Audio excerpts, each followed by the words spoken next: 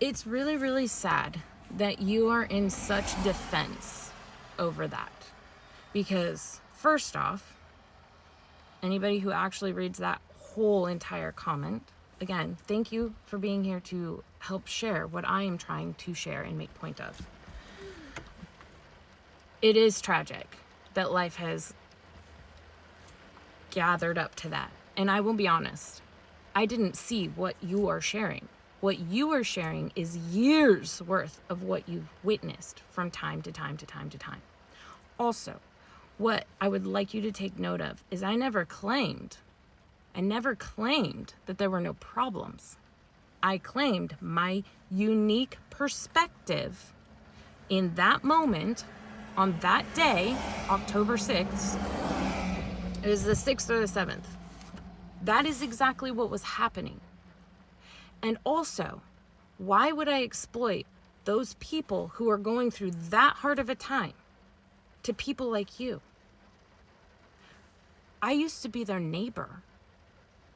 I just recently had the opportunity to move into a camper. It has no running water. It has no usable bathroom, but it has heat and a roof over my head. That is not the same opportunity that everybody gets. So why aren't you asking, well, why isn't anybody getting extra opportunities? Why are you pushing that we are such a problem instead of helping me come up with a solution where people can take a step back and ask themselves, yourself included, how much of this is my responsibility too? Because that behavior, that behavior response, I'm sure you're upset. You're upset at me because I had a unique perspective. But what I see and what I feel is somebody who's already mad about something that wasn't resolved long ago, and you're taking it out on people like me in the moment, in today. I'm 40. You're older than I am, sounds like. So my question is, why am I having this conversation with my elder, who should have been helping to teach how to solve the issue versus push the problem? And that hurts my heart. People don't just end up like what you claim.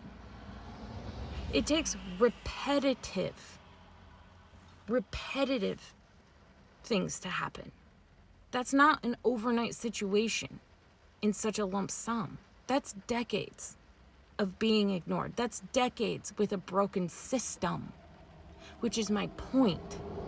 We are living in a broken system, and I'm doing my best to bring awareness that we have all been a part of this problem. And today, you are years old when you are being brought to the awareness that you are part of the problem. And I'm sorry if that rubs you the wrong way. Actually, I'm not. Maybe that's what you need. But you don't scare me. You don't upset me.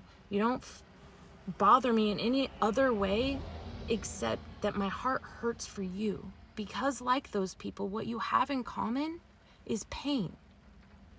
What you have in common is people ignoring you. What you have in common is nobody asking you, sir, to the table, which is what I'm trying to do.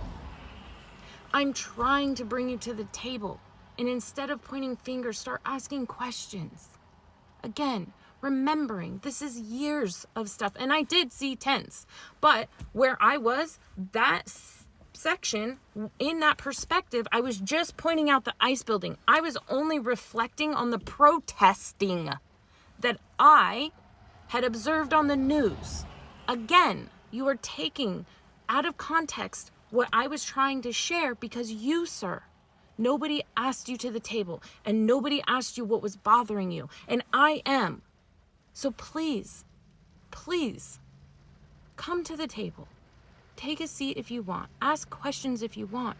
But don't attack somebody who's literally on your side, who wants to hear you, who wants to co-creatively figure out a way through this mess in which we have all been conditioned in. The difference here, in my opinion, forgive me if this offends you, I choose not to be a victim, where you, it sounds like you choose to be. And a lot of those people in those camps are chosen to be. Another thing you have in common, sir. So I again ask you to my table, if you would like to help me figure this out so that we all may have some kind of peace, then help me figure it out. But if you're gonna sit there and point blame on years of issues from a broken system I didn't fucking create, then you can take a seat over there. And I will love you from a distance and pray to whatever bigger picture there is out there that you receive the peace that you deserve. Because, sir, you deserve that. And I'm sorry on behalf of the entire existence of this planet. I am genuinely sorry that you are struggling so bad and you are hurting so bad. And I am so sorry nobody is listening to you.